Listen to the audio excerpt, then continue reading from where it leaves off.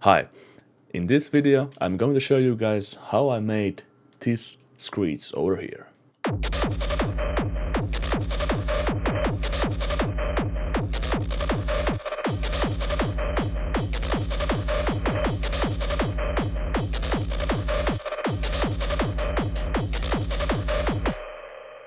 So everything begins in Serum, like always. I'm using the basic oscillator shapes that you get when you open the Serum app. I have basic low-pass filter with pretty high resonance. I'm not automating anything at all, basically. I'm using these kind of effects, adding some distortion, chorus, EQ, and reverb.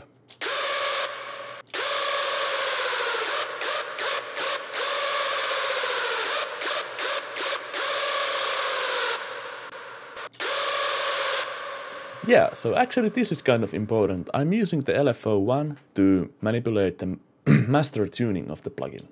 As you can hear, when we play a particularly long note, the pitch kind of falls down.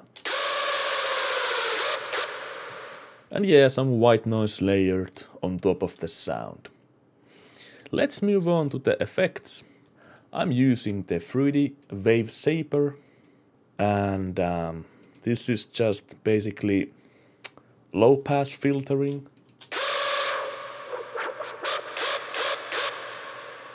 Then we have some EQ and saturation.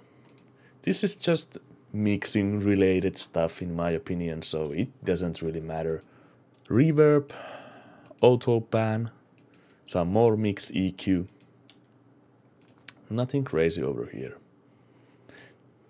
The next thing I did, I actually bounced out this loop to audio.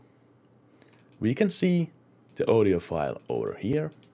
If we take a listen, you hear it's kind of sounding pretty different to the original MIDI. So what I did here was I opened up a granulizer. If we check out the audio in the granulizer and listen to the original audio,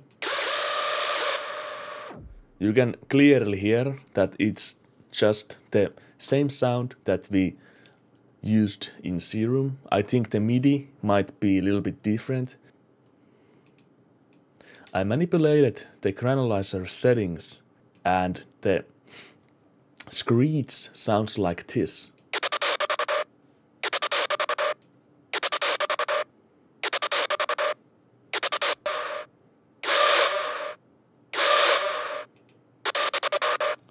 And the most important thing here is the mixer. We are using Gross Beat. Again, just this trans gate 2 preset. This gives the sound a nice transient feel. And of course some distortion to make it louder before the gating.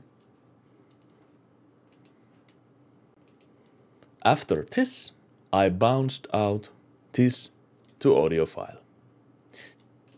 We can check out the audio file. This is the original audio from the granulizer.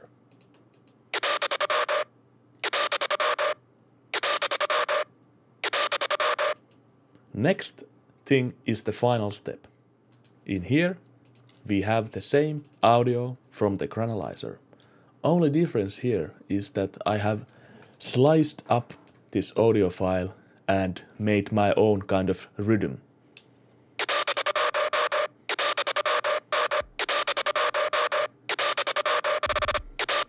Now, if we turn on the effects,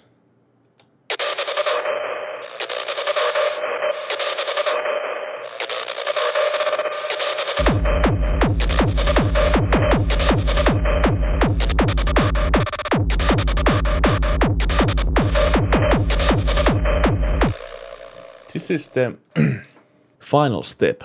So let's check out the effects. First of all, I'm using Bifilter 2. This is a ridiculously underrated plugin in my opinion.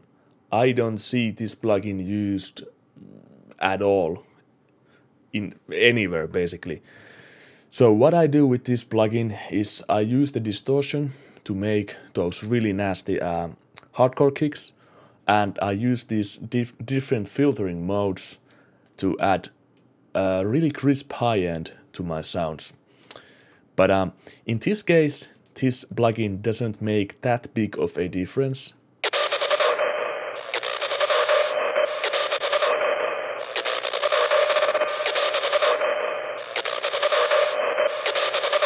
As you can hear, it just adds so nice high end to the sound. It's crazy. But the serum here is the most important thing. If we bypass this plugin,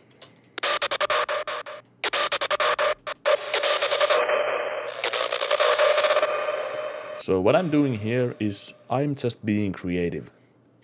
I'm adding some witness to the sound, some reverb, and after this I'm adding some downsample distortion, basically just a bit reduction mode. I am automating this mix knob. As you can hear, the bit reduction happens only when this automation clip rises up. The next thing is ring modulation. Basically this is a filter, but ring modulation is basically just really fast volume automation. If we take a listen in here, you can hear how the sound it sounds like it's really hardly distorted, but it's just ring modulation.